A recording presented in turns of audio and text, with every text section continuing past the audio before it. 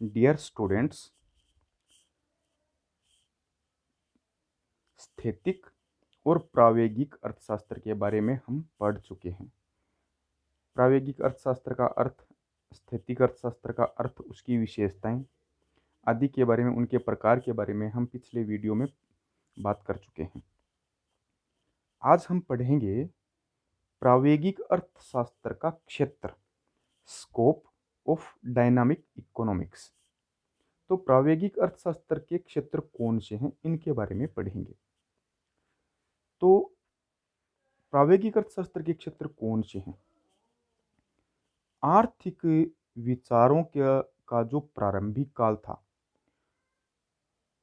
उस प्रारंभिक काल में प्रायोगिक जो अर्थशास्त्र है उसका कोई विशेष महत्व नहीं था। जो प्रतिष्ठित अर्थशास्त्री थे, उन्होंने जो स्थैतिक विश्लेषण है उसको प्रायोगिक विश्लेषण है उसकी उपेक्षा अधिक महत्व दिया। परंतु वितरण को प्रभावित करने वाले सिद्धांत में रिकार्डो है, उसने प्रायोगिक दृष्टिकोण अपनाया और मार्शल ने भी प्रायोगिक विश्लेषण की ओर लोगों का ध्यान आकृष्ट कर मूल्य निर्धारण है उसमें समय तत्व को प्रधानता दी। तो यह सभी चीजें थी वह प्रायोगिक अर्थशास्त्र से संबंधित थी। धीरे धीरे आर्थिक विश्लेषण में वास्तविकता के निकट आने की प्रवृत्तियों से प्रायोगिक अर्थशास्त्र है उसका क्षेत्र और अधिक बढ़ता गया। आर्थिक संतुलन तथा निरंतर परिवर्तन से संबंधित समस्याओं का स्पष्टीकरण प्रायोगिक विश्लेषण में ही निहित है। तो जो प्रायोगिक अर्थशास्त्र का क्षेत्र है, कहने का तात्पर्य यह है कि जो आर्थिक विचारों का प्रारंभिक काल था उसमें जो प्रायोगिक अर्थशास्त्र है उस प्रायोगिक अर्थशास्त्र को कोई विशेष महत्व नहीं दिया जाता था, बल्कि जो स्थैतिक विश्लेषण है उसको प्रायोगिक विश्लेषण है उसकी उपेक्षा अधिक महत्व दिया गया।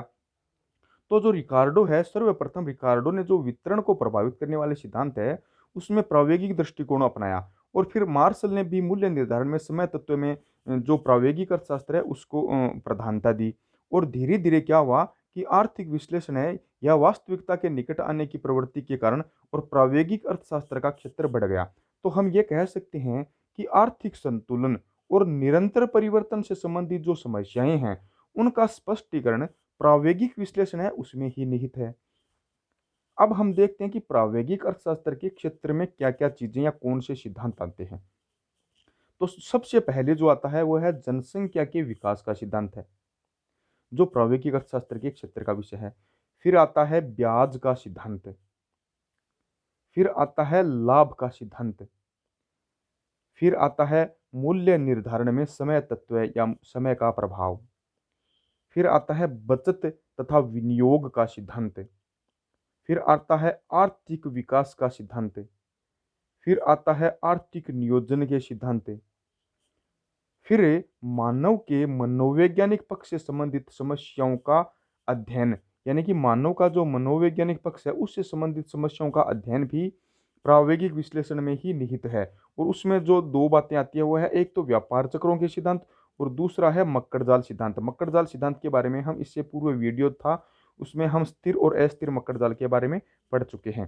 तो प्रायोगिक अर्थशास्त्र का जो क्षेत्र है उसमें ये चीजें आती है, जनसंख्या के विकास का सिद्धांत, ब्याज का सिद्धांत, लाभ का सिद्धांत, मूल्य निर्धारण में समय प्रभाव, बचत तथा विनियोग के सिद्धांत, आर्थिक विकास का सिद्धांत, आर्थिक नियोजन के सिद्धांत, मानव के मनोवैज्ञानिक पक्ष से संबंधित समस्याओं का अध्ययन जैसे व्यापार चक्रों के सिद्धांत और मक्कड़ जाल के सिद्धांत आदि। तो यह प्रायोगिक अर्थशास्त्र के जो क्षेत्र या स्कोप में सम्मिलित हैं।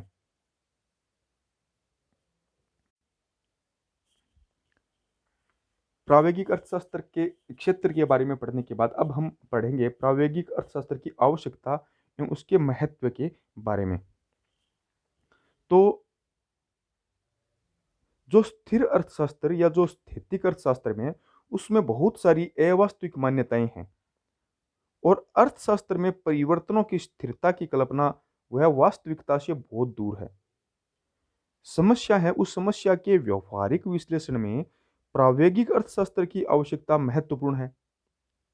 तो प्रायोगिक अर्थशास्त्र की आवश्यकता एवं महत्व है, उसके जो महत्वपूर्ण बिंदु है वह इस प्रकार हैं।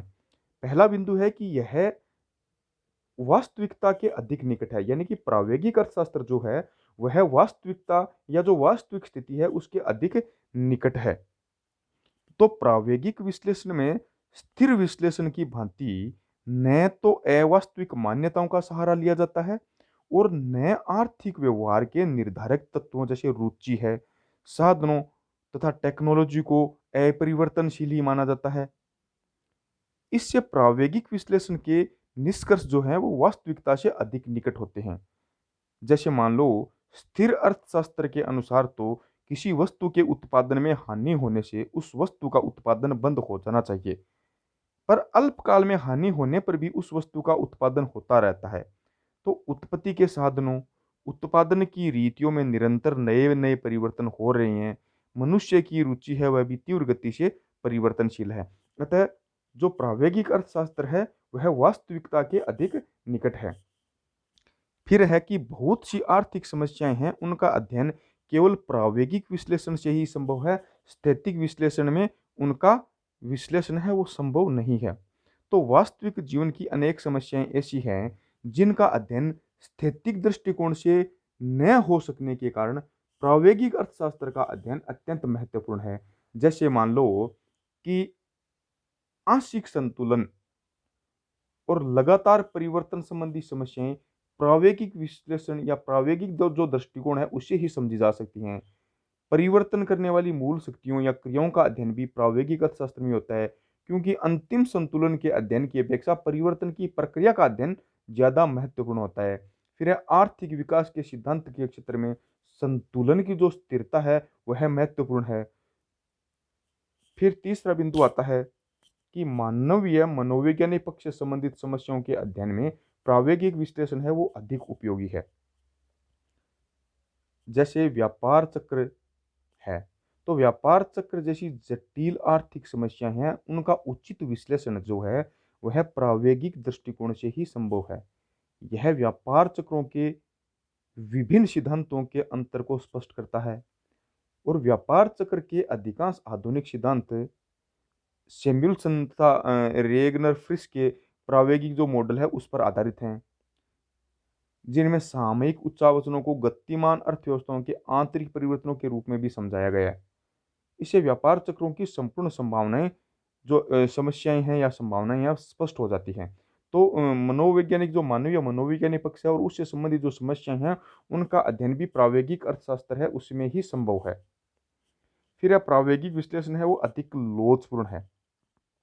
इसमें परिवर्तन की प्रक्रिया के आधार पर आर्थिक समस्याओं का विश्लेषण किया जाता है।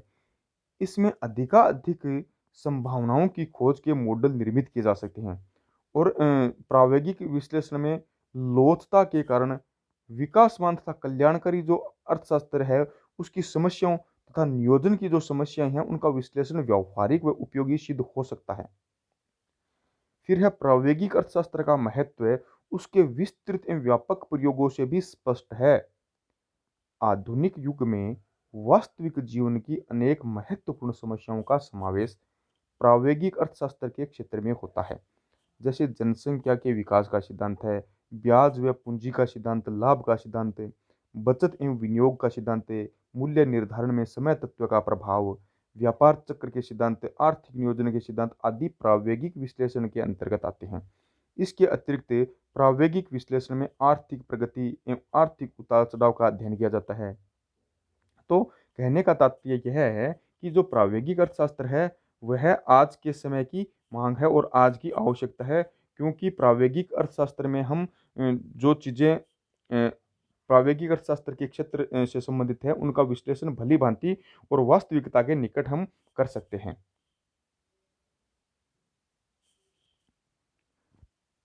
अब इसके अतिरिक्त भी हम जैसे देखते हैं तो आर्थिक सिद्धांतों की सत्यता एवं क्रियाशीलता की जांच भी प्रायोगिक अर्थशास्त्र में की जाती है।